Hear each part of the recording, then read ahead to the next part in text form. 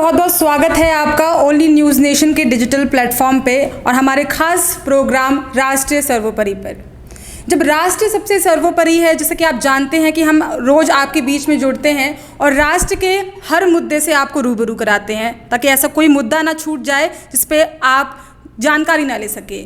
आज ऐसा एक मुद्दा जो पिछले कई दिनों से, मैं बता दूं आपको, कई महीनों से लगातार भारत में एक अहम मुद्दा बना हुआ है मोहम्मद पैगंबर का, जिसे लेके अब देश विदेश तक ये प्रतिक्रिया देखने को मिल रही है। मैं आपको बता दूं कि देश की बात तो छोड़िए, अब विदेशों से भी जो साइबर हैकिंग की खबरें आ रही हैं, ऐसा लग रहा है कि एक जंग छेड़ दिया गया है भारत के खिलाफ पूरे विदेशों के थ्रू भी। 200 से ज़्यादा साइट्स को हैक कर लेना, किसी महिला की पर्सनल डिटेल्स को शेयर कर देना, किसी रीजन के पुलिस लोगों का डिटेल्स शेयर कर देना, उसके बाद से आधार कार्ड और पैन कार्ड जैसी चीज़ों का वीडियो वायरल कर देना और ऑनलाइन डिटेल्स को फॉरवर्ड कर देना। क्या ये चीज़ें सही हैं? आज हमारे साथ हमारे सहयोगी जुड़े हुए हैं, हमारे साथ मानस जी हैं। उनसे शुरुआत करूंगी और पूछूंगी कि जिस तरह से सर एक प्रोपोगंडा देखने को मिल रहा है, अगर मैं देखूं, मैं पिछले 2 महीने से जिस तरह से नॉर्मल केमिस्ट को मार दिया जाता है, ऐसा नहीं है कि भारत देश में इससे पहले बयानबाजियां नहीं हुई हैं। क्योंकि अगर हम सेकुलरिज्म की बात करते हैं, अगर हम विविधता की बात करते हैं, यूनिवर्सिटी डाइवर्सिटी की बात करते हैं, तो हर तरह के लोग हैं हमारे देश में। लेकिन एक टारगेटिंग की जो मैं बात करूँ, एक टारगेटिंग किया जा रहा है। अब एक महिला की पर्सनल डिटेल्स ऐसे सोशल मीडिया पे वायरल करना या ऑनलाइन प्लेटफॉर्म पे डालना, उनके घर वालों को इस तरह से जिस तरह से मैसेजिंग हो रही है, क्या ये चीज़ें गलत नहीं है? इस पे आपकी क्या प्रतिक्रियाएं हैं? मैं पहले क्लियर कर दूं, जिस महिला की बात कर रही हैं नूपुर शर्मा के है, उनके पर्सनल डिटेलिंग को बाकायदा पब्लिक कर दिया गया है। मैं आपको बताऊं, इसमें सबसे मेन बात जो है, ये दुनिया में भारत की छवि को जब भी मौका मिलता है ये लोग ये बदनाम करने का प्रयास करते हैं। और ये सब इसलिए हो रहा है, खासकर जो ये सरकारी समय चल रही है, इससे एक खास समुदाय बहुत ज़्यादा उससे व्यथित है। वो चाहता है कि कैसे इस पूरे के पूरे इमेज को दुनिया में खराब करें। तो ऐसे कैसे भी मौके हों वो छोड़ता नहीं है। चाहे CNRC आप ले लो, CNRC को लेकर जब दिल्ली में दंगे हुए थे 2021 का, उस समय दंगे हुए थे, जिसमें जब ट्रंप आते हैं और वो आगरा में होते हैं और दिल्ली की तरफ बढ़ते हैं, उस समय दंगा होता है। क्योंकि पूरे वर्ल्ड की मीडिया क्या होती है उस समय, हिंदुस्तान में होती है। तो ये जो साइबर अटैक की जो चीज़ें हैं, ये एक मौका देखते हैं।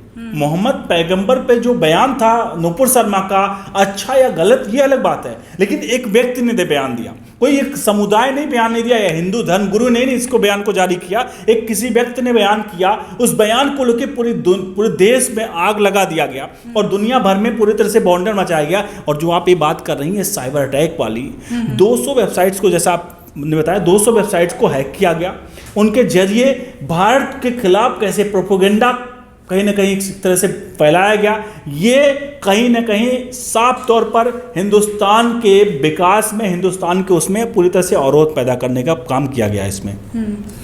जैसे कि आपने बताया अभी कि जब ट्रंप आए थे, देश के एक जगह पे आगरा में वो मौजूद थे और वहाँ पे उनका कार्यक्रम चल रहा था, और उसी देश की मैं बात करूँगा, उसी भारत देश में एक कोने में कोई मेहमान आया है और एक कोने में अगर आप दंगा करते हैं तो क्या इमेज जाती है? विश्वेश, हम ऐसा कहते हैं कि अनेकता में एकता, हिंद की विशेषता, अलग अलग जाति धर्म है। एक भारत ही ऐसा देश है जहाँ पे सबसे ज़्यादा जातियाँ और इतनी डाइवर्सिटी पाई जाती है। लेकिन जब इमेज एसनेशन की बात होती है, जब इमेज की बात होती है, तो क्या ये हमारा फ़र्ज़ नहीं बनता है, चाहे हम किसी भी जाति धर्म के हों, क्या ये हमारा फ़र्ज़ नहीं बनता है कि अगर कोई मेहमान हमारे आया है, या अभी मोदी जी जब एक कार्यक्रम कर रहे थे और दिल्ली में जिस तरह से दंगा देखने को मिला, उसे काबू पे, ये हमारा फ़र्ज़ बनता है कि हम उस शांति को बनाए रखें। और किस तरह का एक मैसेजिंग जाता है फिर फॉरेन कंट्रीज़ में कि एक तरफ आप इस तरह से मेहमान नवाजी कर रहे हैं और दूसरी तरफ से दंगे कर रहे हैं। यही तो एजेंडा है, यही एजेंडा है इस देश के दुश्मनों में। इस देश में जो कट्टरपंथी मौजूद हैं, उनका एजेंडा ही यही है कि कैसे इस देश के शिष्टाचार को, इस देश के मेहमान नवाजी को बेकार किया जाए।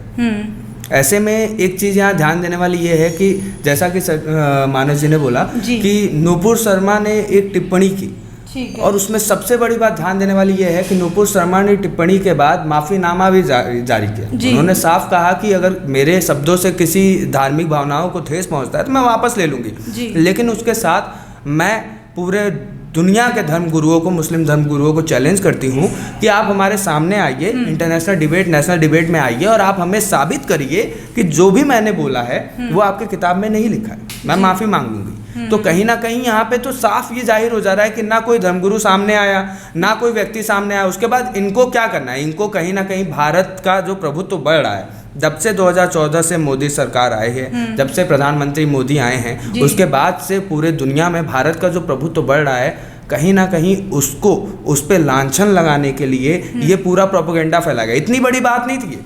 नुपुर शर्मा ने बयान दिया, इससे पहले कई लोगों ने बयान दिया जिसमें हमारे देवी देवताओं को कितना भला बुरा कहा गया। अभी काली पोस्टर देख लीजिए, लीना मणि मैक्लोई ने जो पोस्टर जारी किया, तो क्या उस पर कोई हिंदू खड़ा हुआ जिसने अपने हैकरों को, जैसा कि आपको बता दें कि 200 जो वेबसाइट हैकर हुए इंडोनेशिया में, बाकायदा इन लोगों ने सारे विश्व के मुस्लिम हैकर्स को एक स्टेज पे आने को कहा है और भारत के खिलाफ हैकिंग जंग छेड़ने को कहा है। तो ये एक एजेंडा क्यों कभी देखा आपने? स्पेसिफिकली अगर हम देखें कि अपील की गई है पूरी तरह से कि जितने भी देश और विदेश के जितने भी मुस्लिम समुदाय के लोगों से ये अपील की गई है कि भारत के खिलाफ एक साइबर जंग छेड़ा जाए।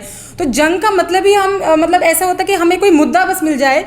रंजीत जी, अगर मैं आपके पास आऊँ, मैं आपसे पूछूं कि एक ऐसा कहते हैं ना कि हमें एक मौका चाहिए होता है चौका मारने के लिए, तो ऐसा लग रहा है जैसे एक मुद्दा मिल गया है और इस मुद्दे को बस वो पहाड़ बना के और इसको इतना फैलाया जा रहा है। ठीक है साक्षी जी, सबसे बड़ी बात यह है कि 2014 के बाद सबसे ज़्यादा अगर किसी को दर्द तकलीफ हुई है तो एक विशेष धर्म को हुई है, क्योंकि उनका जो एजेंडा चल रहा था आज़ादी के बाद से सेकुलर नेताओं का, वो 2014 के बाद खत्म हो गया।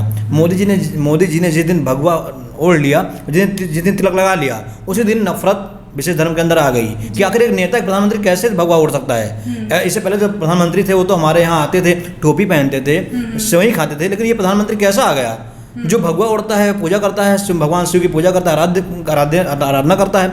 उसी दिन उनको तकलीफ हो गई, लेकिन उनको मौका चाहिए था, क्योंकि इससे पहले वो CNRC में दंगा किए, सरकार ने उनको दबा दिया, उनको लाठी डंडो स्पीड पार्ट के किनारे कर दिया। लेकिन अब उनको मौका ऐसा चाहिए था जो धर्म के नाम पर हो। अब उनको मौका मिला, नुपुर शर्मा का बयान, वो इसी मौके तलाश में थे। 2014 के बाद उनको एक मौका चाहिए था देश में गृह युद्ध छेड़ने का, क्योंकि गजवा हिंद के बारे में आपने सुना होगा। गजवा हिंद क्या चीज़ है, तो गजवा हिंद को आगे बढ़ाने के लिए 2014 के बाद गजवा हिंद बंद हो गया था। मोदी सरकार आई, उसने एकदम तांडव मचा दिया, खत्म कर दिया था, उनका खेल पूरा खत्म कर दिया था। लेकिन जैसे नुपुर शर्मा का बयान वायरल होता है, एक समझ लिए मौका था नुपुर शर्मा के मुंह से निकला, क्या कि उनको मौका मिल गया कि पूरे विश्व को एक करने का। उन्होंने 57 देश एक कर लिए, यहाँ तक UN एनिवर्सरी भी एक कर लिया, पूरा विश्व एक कर लिया धर्म के नाम पर। अब धर्म के नाम पर जब एक कर दिया तो मौका रहता है युद्ध छेड़ने का। अब युद्ध तो भारत से लड़ नहीं सकते, 57 मुस्लिम देशों की औकात तो है नहीं है, उनकी पूरी टोटल जनसंख्या जितनी होगी उतनी हमारे पास सेना है, इंडियन आर्मी है, उनकी इतनी हिम्मत नहीं है कि वो सीधी जंग लड़ लें। तो उन्होंने साइबर हैक के जरिए एक जंग छेड़ी है, और जंग के जरिए वो देश को मतलब बदनाम करना चाहते हैं, देश का डाटा लीक करना चाहते हैं। बहुत बड़ी बात जी। एक इसमें मैं थोड़ा सा रेक्टिफाई करना चाहूँगा रंजीत। हम लोग बार बार कहते हैं देश के खिलाफ बाहर बैठे हुए लोग हैक कर रहे हैं और हमारे खिलाफ साजिश कर रहे हैं। आखिर एक सवाल है जो हमेशा मीडिया वाले हमेशा बचते हैं इस बात से, आखिर भटका हुआ नौजवान एक खास समुदाय से क्यों होता है? किसी के अंदर कुछ थोड़ा बहुत किसी देश के खिलाफ कुछ ना कुछ होगा अंदर भरा हुआ, तभी वो खुलकर सामने आता है। भटका हुआ नौजवान एक खास समुदाय से होता है। पहला इस बात से नकारा नहीं जा सकता है कि बम बांध करके अपने आप को कूद जाते हैं और कहते हैं हम 72 हुर्रों के दर्शन होंगे, बाद में हमें ये होंगे। वो लोग इस तरह से काम करते हैं। आपको बताऊं, ये जो साजिश है इंटरनेशनल लेवल पर है, लेकिन हमारे लोग ही, ये विभीषण हमारे लोग ही बैठे हुए हैं यहाँ पर, भेदिए हैं जो ये सारा का सारा कृत्य कर रहे हैं। और आप एक पॉइंट आपको बता दूं, आज प्रधानमंत्री नरेंद्र मोदी ने एक बहुत बड़ा काम किया है। पार्लियामेंट जो नया बन रहा है वहाँ उसके ऊपर बहुत बड़ी अशोक की एक वो उसको अनावरण किया, उसका लोकार्पण उसका किया है, और वहाँ पर उन्होंने बाकायदा मंत्रोच्चारण के साथ पूजा की है। अब समझते हैं आप क्या हो रहा है। ये मुगल जो लोग हैं, मुगलई जो लोग हैं, ये सिर्फ और सिर्फ हिंदू कल्चर को, हिंदू संस्कृति को पूरी तरह से बदनाम और क्रश करना चाहते हैं, आज से नहीं। आखिर अगर आप ही बताइए, अगर हमारे देश में जब मुगल आए, हमारे मंदिर थे, तो आखिरकार जगह तो बहुत सारी थी, क्यों उन्होंने हमारे मंदिरों को ही तोड़ करके मस्जिद बनाई? सबसे बड़ा सवाल, क्यों हमारे मंदिरों को तोड़ कर कल्चर? उनके अंदर इतनी घृणा थी हमारे लिए ना कि वो यही काम करते रह गए। यही काम उन्होंने किया, सारे मंदिरों को तोड़ करके मस्जिद बना डाला। और इतनी भी उनके अंदर पूरी तरह से कूबा नहीं था कि वो मंदिरों को पूरी तरह से जमींदोज कर पाते, क्योंकि मंदिर को तोड़ पाना किसी भी इस तरह से, आपने देखा होगा केदारनाथ की घटना, बहुत लंबी चीज़ें हो जाएंगी कि किस तरह से वहाँ पर तूफान आता है, लेकिन मंदिर वैसे खड़ा है। तो यही चीज़ है, इन लोग कितना भी अपनी तरफ से जोड़ लगाते रहे, लेकिन हिंदुस्तान है, हिंदुस्तान की संस्कृति को हमें लगता नहीं कि इस तरह से साइबर हैकर जो है वो कुछ भी कर पाएंगे। लेकिन फिर भी सवाल ये है कि 2000 वेबसाइट्स को हैक करके कैसे भारत की पर्सनल डाटा को, वहाँ की महिला के पर्सनल डाटा को वहाँ पर पूरी तरह से ओपन करना, बहुत सारी चीज़ें हैं। ये सवालिया निशान जरूर खड़े करता है और इस पर बात होनी चाहिए और इस पर हम सभी को बात करनी चाहिए। सर ने जैसे कि बात कही विश्वेश अभी कि स्पेसिफिक एक समुदाय के लोग ही क्यों जाते हैं, क्यों कोई हिंदू युवा, आप युवा हैं, सर भी युवा हैं, रंजीत जी भी युवा है, मैं ये पूछना चाहूँगी कि स्पेसिफिकली अब्दुल कलाम जी ने एक बार एक डॉक्टर से पूछा था कि क्या हड्डियाँ जो होती हैं वो भी हिंदू मुसलमान होती हैं, हम आप तो जातियाँ गिनवा देते हैं क्या, लेकिन जो मांस होता है, जो हड्डी होता है, क्या वो हिंदू मुसलमान होता है। उस ज़माने में जब एक अब्दुल कलाम भी एक मुसलमान थे, वो इतने बड़े प्रेसिडेंट रह चुके हैं हमारे देश के, उन्होंने इतना कुछ किया, तो आज के युवा जो इसके विपक्ष में आंसर देते हैं कि माइनॉरिटीज़ को दबाया जा रहा है, मुस्लिम जो समुदाय के लोग हैं या फिर एक स्पेसिफिक लोगों को दबाया जा रहा है, जिस तरह से वीडियोस वायरल होती हैं, तो क्या ये कहीं ना कहीं सच है? क्योंकि कश्मीर में भी हम देख रहे हैं कि अब हर तरह की चीज़ों को हटा दिया गया है, वहाँ पे भी कॉलेजेस हैं, IITs हैं, बड़ी बड़ी यूनिवर्सिटीज़ हैं, IAS निकल रहे हैं, IPS निकल रहे हैं, तो क्यों हम उस तरफ ना बढ़ के हम इस बात को क्यों चूज़ करते हैं? देखिए, इस बात को चूज़ इसलिए यहाँ के नौजवान कर रहे हैं, उसका कारण सबसे बड़ा हमारे देश के कानून व्यवस्था में लचरपना है। आप सुप्रीम कोर्ट का बयान देख लीजिए जो उन्होंने नूपुर शर्मा पे दिया जी। एक व्यक्ति एक किताब में लिखी हुई टिप्पणी करता है और उसको लेकर कुछ लोग, कुछ विशेष धर्म के कट्टरपंथी हलाल कर देते हैं, लोग को, एक हिंदू धर्म के लोगों को बीच रोड पर रख के उन्हें उनका सर कलम कर देते हैं, और उसके बाद अचानक से सुप्रीम कोर्ट का जज कहता है कि नहीं भैया नूपुर शर्मा ये तो तुम्हारी गलती है, तुम्हें माफ़ी मांगनी चाहिए, इसके जिम्मेदार आप हो। वहीं हमारे देश से कोसों दूर बाहर डच का एक सांसद विल्डर्स कहते हैं, ग्रीट विल्डर्स कहते हैं कि नहीं भाई आप क्या कर रहे हो, ये उनकी गलती क्या है, गलती उन कट्टरपंथियों की है जो आपके देश में रह के आपका कानून नहीं मान रहे।